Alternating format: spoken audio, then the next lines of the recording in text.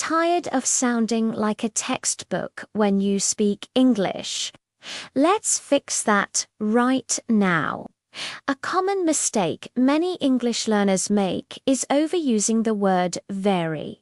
For example, instead of saying very angry, what if you could say something that sounds more powerful, more natural, and way more fluent? Let's dive into some awesome alternatives.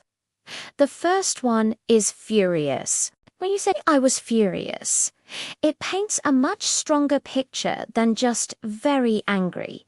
It tells people you were absolutely boiling with anger. Try it out. Doesn't that feel better? Another great word is irate.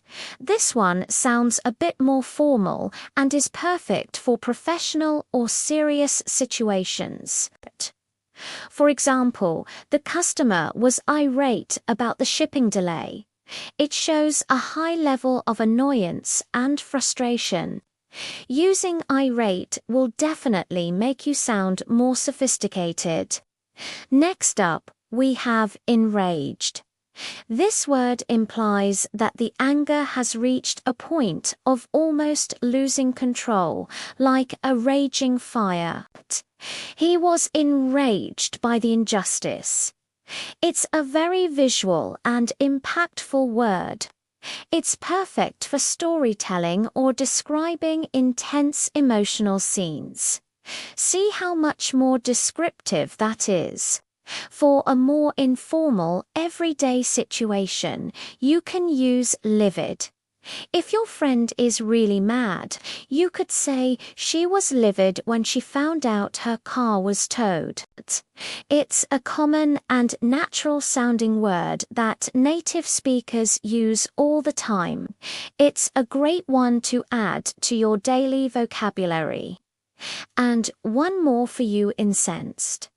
This word is similar to enraged, but often suggests anger caused by something unjust or offensive.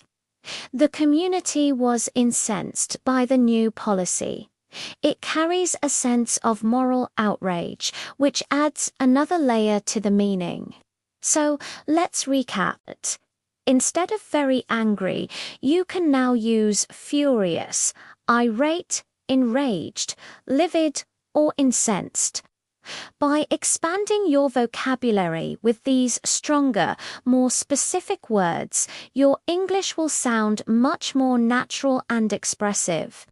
You'll be able to communicate your feelings with greater precision and confidence. Start practicing today.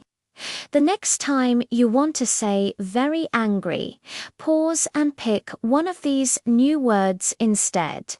You'll be surprised at how much it elevates your speaking. Small changes like this make a huge difference in your journey to fluency. I hope you found this helpful. If you want to keep improving your English every single day with practical tips just like this one, make sure to subscribe to the channel and hit that notification bell so you don't miss out on our next video. Thanks for watching and see you soon.